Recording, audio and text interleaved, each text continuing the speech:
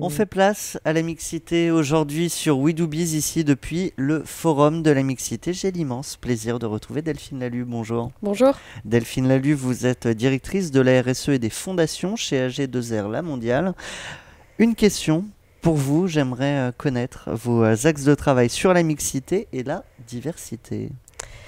Alors chez AG2R La Mondiale, toute la problématique toute la démarche mixité et diversité, enfin surtout mixité, est inscrite dans le cadre du dialogue social et notamment d'une réflexion qui est engagée par la direction des ressources humaines depuis 2008 et même avant, en tout cas depuis 2008, rapprochement entre AG2R et La Mondiale, et plusieurs accords sur l'égalité femmes-hommes ont été d'abord préparé, conçu, en concertation avec les partenaires sociaux, les représentants du personnel et la direction des ressources humaines.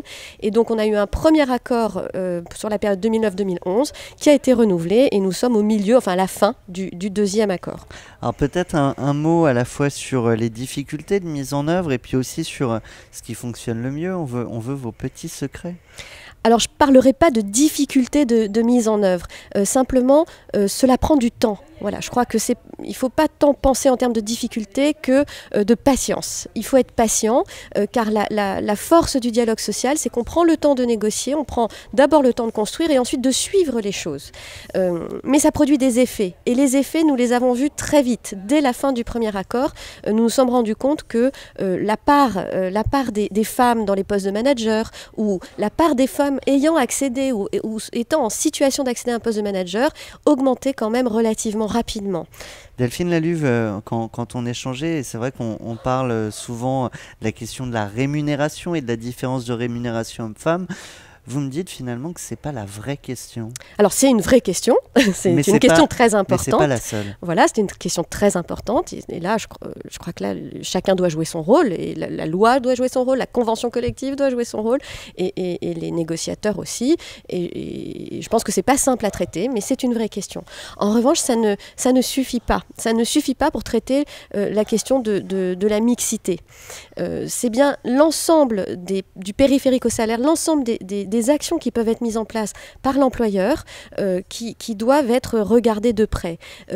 Quel dispositif de garde d'enfants, d'horaire, d'organisation du travail, comment mettre en place des choses qui vont contribuer à cette égalité qui ne doit pas seulement être salariale, mais plus réelle et plus globale. Et du coup, ça ne concerne pas seulement les femmes, ça concerne bien évidemment les hommes, puisque la question de la garde d'enfants n'est pas qu'un problème féminin. Hein, et d'ailleurs, heureusement, on a plein de jeunes pères qui revendiquent de pouvoir avoir accès à leur congé paternité ou de pouvoir qui souhaitent aussi avoir des horaires de réunion plus centrés dans la journée. Donc cette question des périphériques, on va dire, au salaire, ou tout ce qui concerne l'organisation du travail, tout ce qui peut être favorable à une meilleure conciliation vie privée, vie pro, elle est traitée par les conventions collectives qui, dans le cas de l'assurance et de la retraite, puisque nous sommes à cheval dans notre groupe sur 2 conventions collectives, sont quand même très favorables. On a des conventions collectives et c'est une chance négociée là aussi par les partenaires sociaux qui protègent mieux les salariés femmes et hommes sur ces sujets-là par rapport à d'autres secteurs professionnels. Et par ailleurs, elle se fait au jour le jour dans le cadre de l'organisation du travail entre les managers entre eux et entre les managers et leurs équipes. Delphine Lalu, vous parlez de managers. Il faut rappeler aux femmes l'importance d'oser proposer son profil à des postes de direction.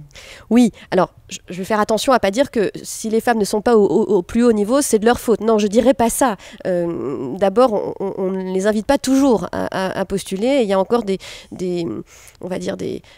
images, des représentations qui sont véhiculées par à peu près tout le monde, les femmes elles-mêmes. En revanche, c'est vrai que quand un poste s'ouvre sur un poste de management, notamment dans le champ commercial, on voit très peu de femmes postuler. J'ai un indicateur dans notre groupe qui me laisse penser que les choses progressent. Oui. D'abord, la part des femmes dans le réseau commercial est en progression constante. Aujourd'hui, 58% des commerciaux sont des femmes. Et ça, c'est un très bon indicateur parce qu'il y a une féminisation des métiers dans nos professions qui doit être bouleversée.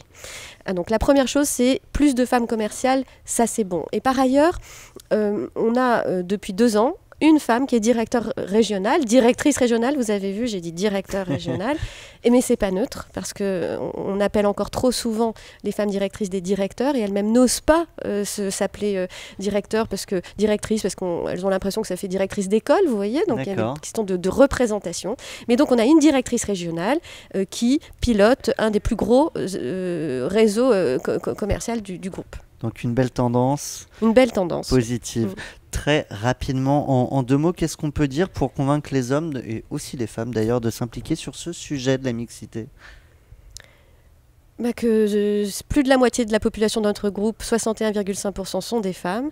Et puis je sais pas, je sais même plus s'il faut les convaincre. Je crois que la plupart des personnes qui nous entourent, en tout cas au sein d'AG2R Mondial, et puis parmi nos assurés, sont assez convaincus. Je crois qu'il y a une grande inégalité au sein même de la population féminine. On n'est pas traité de la même manière quand on est CSP+, diplômé, cadre, ayant grandi dans un milieu assez ouvert, ou quand on est dans un milieu plus...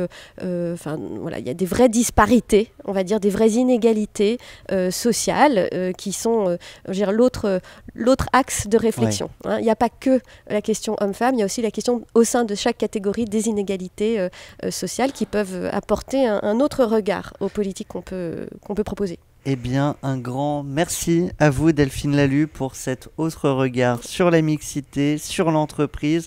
Je rappelle, vous êtes directrice, et je ne l'ai pas dit directeur, de la RSE et des fondations chez AG2R, la mondiale. Merci à vous. Merci.